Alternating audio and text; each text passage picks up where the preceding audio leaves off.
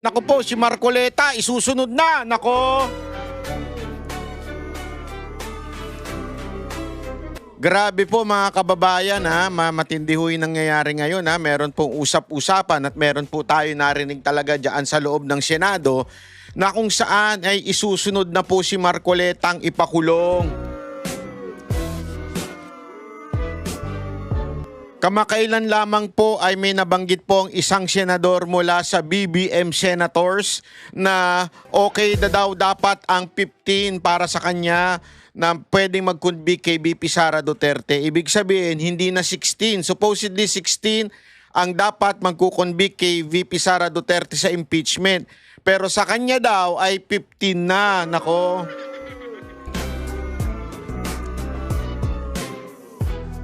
At may mga nagpapalutang na rin po sa Kamara nung itong magpo-persecute o magpo-prosecute pala. Persecute tuloy.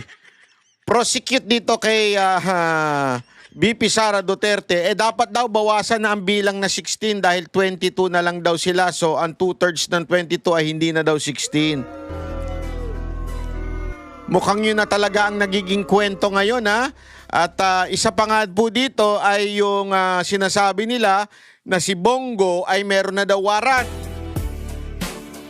Sa madaling salita, it's either kikidnapin nila si Bongo at ihahatid sa Hague o baka naman gusto nilang pilitang magtago si Bongo para na lang din mabawasan pa ng isa. Anak ka ng wewe, oo. At tapos dito ay si Marcoleta isusunod. Ang tanong, eto mga kababayan ha. Eto ang tanong. Sa tingin nyo ba bibigay si Marcoleta? Comment nga kayo kaagad dyan. Sige nga, tingnan ko nga. Sa tingin nyo ba magiging Judas Villanueva rin siya? O Judas Villanueva rin siya? Tandaan niyo si Judas Iscariot. Pinagkalulo si ating Panginoong Hesus. Eto kayang si Marcoleta, ganun din ang gagawin. I-comment nyo nga kagad yan. Comment na kagad. Agad-agad na. Ngayon na. Babasahin ko yan. Hoy. Kala nyo, hindi ko mababasa. Mababasa ko yan kahit recorded tong video. Sige na, comment kayo dyan. Sa tingin nyo ba ay makukulong nila si Marcoleta? At sa tingin nyo po ba babaloktot si Marcoleta? Kasi ngayon alam mo, ang dami nagkakalasan sa JIL. Balita ko, talagang maraming umaalis sa JIL dahil nasusuka na nandidiri sa ginawa ni Pastor Judas Villanueva. Yan ang bali-balita natin dyan sa JIL. Nagkakaroon daw ng kaguluhan at konting usap-usapan dyan. Mamaya magbibigay tayo ng opinion dyan kung dapat na po ba kayong umalis sa JIL. Dahil hindi na po Jesus is Lord dyan. Ang JIL na po ay Junior is Lord. Sino si Junior? Si The Junior, si BBM. Hindi na daw Jesus is Lord. Yan na daw po ay walang iba kung hindi ay Junior is Lord. Ay nako. Pwede rin naman Jesus, pero Jesus Remulla. May nagkwento nga sa akin kaganina, sabi ba naman sa akin, parang ganito kasi nangyari. Si Joel daw, nananalangin. Pero hindi sa Panginoong Jesus. Nananalangin siya kay Jesus Remulla. Sabi niya, Jesus Remulla, iligtas mo ako sa plunder case ko. Sabi ba naman ni Jesus Remulla, liligtas kita. Basta sumunod ka lang sa akin. Wala ka ng plunder case. At ang sabi baga, ganito lang ang gawin mo. Lumipat ka na sa BBM Senators. At mag-ebanghelyo ka dyan sa BBM Senators. At kausapin mo ang Cayetano Black at isa-isay mo na rin silang kumbinsihin para hindi ikaw ang pinag-iinitan ngayon. Hindi nyo ba napansin? Hindi nyo na ba napansin? Dalawa silang bumalimbing, di ba? Si Cheese at saka si Joel, si Judas Villanueva. Pero bakit mainit ang ulo ng tao kay Judas Villanueva? Kasi po, much is given, much is required. Especially if you are a pastor, if you are heading a church, di ba? Lalong-lalo na yung tatay mo. Abay, supposedly ginagalang yan. Pero bakit ganon? Mula nang napasok kayo sa politika, yung inyong sound doctrine ay wala na talaga. Para bagang lagi na lang gatas ang inyong pinapakain sa inyong mga tupa. Naku po. Mamaya bibigyan natin ng komento yan. Mamaya, unya. Relax lang kayo. Masyado kayo mainit. Mainit kayo masyado kay Joel. Ito si Judas Villanueva kasi nito. Alam mo, marami na Istanbul dito. Alam niyo mga Christian yan, yung salitang Istanbul. Marami na Istanbul dito kasi alam naman natin . Alam mo, eto dalawang tao lang ang kumakampi dito kay BBM at sa gobyerno niya at dito sa BBM senators. Dalawang tao lang yan. It's either nakatanggap na maleta yan o nakatanggap ng envelope o baka naman sadyang tanga lang. Kasi obvious naman mga kababayan, hindi na natin kailangan ispelingin, di ba? Hindi na natin kailangan ispelingin na talagang matinding korupsyon 2023 budget, 2024, 2025, until now. Sabi nga, continuous yung corruption. Talagang tuloy-tuloy ang corruption. At limpak-limpak, ladies and gentlemen, trillion na ang nakukurap sa taong bayan. Yun na nga lang pangyayari tungkol sa PhilHealth, di ba? Yun na lang. Kaya ang tindi ngayon, nagmamakaawa na, namatayan na, hindi na nabibigyan ng tulong ng PhilHealth. At kung ano-ano pang korupsyon. Sa tindi ng korupsyon, bakit walang nananagot? Ang nananagot lang ay yung mga nakikriticize kay Marcos. 'Di ba? At yung mga hindi sumusunod kay Marcos, it's really obvious. Tanga na lang talaga magsasabing, hindi, walang korupsyon. Kayo mga kababayan, masasabi nyo bang walang korupsyon at napakalinis ngayon? Ganito na nga lang sabihin na natin, banat ba may korupsyon din naman ng mga nakarang administrasyon? Meron. Pero hindi ganito kagarapal. Ito kasi, sindikato. Talagang lahat ng ahensya ng gobyerno, departamento ng gobyerno, nagkasundo-sundo, mag-corrupt tayo. Ang sino mang bubuking sa atin, ang sino mang mag-aagrabyado sa atin at mag-iingay at ituturo tayo, ipakukulong natin. Sindikato nangyari, mga kababayan. Kaya nga 'di ba, sabi nga nung iba, mas nauna pa kaming maidemanda at mapakulong yung mga katulad ni Jason sa at yung iba pang mga vlogger, yun pa ang nauunang ipakulong, winawaran kaysa yun talagang tunay na mga nagnakaw. 'Di ba? Kahit nga mismo sa ginagalang ninyong si Magalong. Ako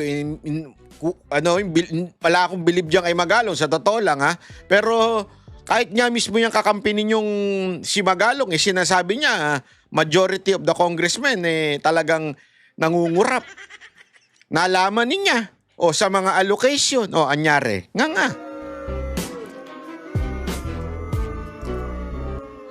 Ito na lang Ito, very common sense, ika nga. Magkano lang yung inaakusa nila kay BP Sara Duterte na confidential, 150 million? Di ba? Pero yung focus nila, talagang yung bigat ng gobyerno at buong kapangyarihan ng gobyerno ay inuusig si BP Sara Duterte. Magkano lang, hindi ko sinasabing tama yung ninakaw o may ninakaw. Wala ko sinasabing ganun. Sa totoo lang, questionable pa nga yan di ba? Eto napakalinaw na pagnanakaw na yung ginawa sa ating budget. At hindi 150 million billion per day. According to Joel Villanueva, Judas Villanueva. 44 billion per day ang ninanakaw ng gobyerno. And yet, dito mo makikita talaga yung kalapastangan ni Judas Villanueva tungkol sa katotohanan. Alam mo 44 billion per day, ikaw pa nagsabi niya sa Senado. Yung nag-acting-acting ka pa. Oh. Yan, Ma'am Perdives. Umiikot-ikot pa yung ano niya. Mga ganun-ganun pa eh. 44 billion per day ang nananakaw. Oh. Tapos, lilipat ka sa grupo na kung saan pinipigilan ang blue hearing patungkol sa mga pagnanakaw. Ang plastic mo, animal ka. Kakahiya ka. Kakahiya ka, Judas Villanueva. Sa totoo lang, nakakahiya ka. Nakaka-Istanbul ka nga, sabi nga nila. Ano ya? Grabe, no? Ang lupit talaga eh. Oh, sample nga lang na nadidemanda. Oh, ayan, no? Sino ba yung tarantadong yan, no? Ay, sorry naman. Oh, di ba? Walang iba kung hindi si Banat Bay. Bibida-bida na naman yan, no? Animal ka. Oh, si Boss Dada, tsaka si Coach Oli. Nandiyan si Judea, kaya lang kalbo eh. Kaya hindi nakita. Tsaka pangalan nito? Si Paring RJ. Oh, nandyan din yan. Oh. Di ba? Ang wala na lang kaso sa amin, si Jay Guevara. Ang daya nga. Ba't di nyo kinasuhan si Jay Guevara? Ako nga, kinasuhan nila ako nun. Dahil daw dun sa pagharang ko daw kay Torre doon sa KOJC. Nung araw na lumusob si Torre, ang swerte niya, may sakit ako nun. Pero dinimanda niya ako. Oh, pero wala na, dismiss na yun. Pero ganun siya katindi. Wala na ako doon, ako pa rin laman ng kanyang isip. Ang lupit, di ba? Oh, dito naman. Ito yung tungkol sa interview namin sa mga Marines eh. Oh, wala si Boss Dada dyan. Sa interview na yun, nasa Davao siya, kumukuyakoy, nagbibits-bits. Andun siya sa kumpare niya, si Baste. Andun siya nun wala siya sa interview, pero isinama siya ni Trillanes.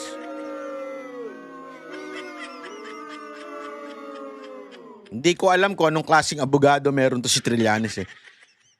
Pag didemanda ka ng cyber libel dun sa taong hindi naman kasama sa interview, anak ka ng wewe. Ang lupit mo talaga, Trillanes. Ibang level lang ano mo. Hindi ko alam kung saan ka humuhugot ng katangahan. Totoo lang. Hindi ko alam kung saan ka humuhugot ng katangahan. Pambira ka. Wala naman doon si Boss Dada. Didemanda mo, dinamay mo pa, natutulog yung tao. Huwag kang mag-alala. Darating din ang araw ninyo. Sabi nga, may araw ng paghuhukom. Hindi man dito sa lupa magkakaroon ng paghuhukom sa langit na kung saan lahat ng ginagawa ninyong kasinungalingan ay pagbabayaran ninyo. Yan ang sigurado dyan.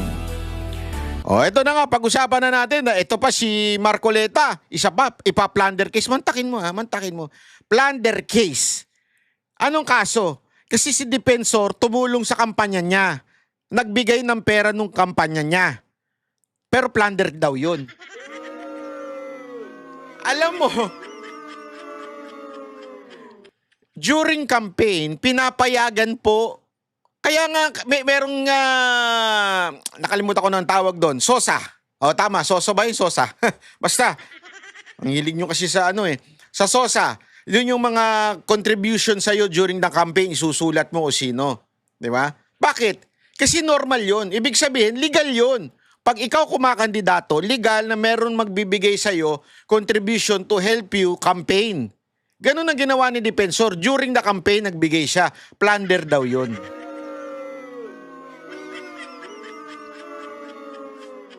Alam mo, mas malupit pa yung... mas malupit, etong panahon na ito, mas malupit pa ito sa martial law ni Marcos Sr. Totoo, mas malupit pa. Alam mo kung bakit? Kasi nung panahon ni Marcos Sr., kahit pa paano, may konting natitira pang batas. Batas militar. Di ba? Nung panahon ng martial law, kaya nga martial law, batas militar eh. Meron pang tinatawag na batas militar. Ngayon, wala na. Ano na meron ngayon? Benda law. Mas malupit ang benda law sa martial law. Kasi kahit may law na ini-exist, basta pwede natin baliin yan. Hayop, di ba? Kaya hindi ako naniniwala may martial law. Naniniwala ako may benda law. Hayop. Di ba? Ito, pakinggan natin itong maganda ho yung mga binitawang banat ni Alan Cayetano at ang dami niya pong revelasyon palagi. At saka read between the lines Kasi ako magpapaliwanag sa inyo. Kasi alam ko ano yung nangyayari.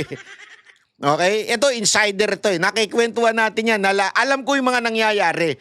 Si dating SP Cayetano, ano siya very gentleman, very godly, kaya pag bumanat, pahapyaw lang. O, ako na magi-interpret.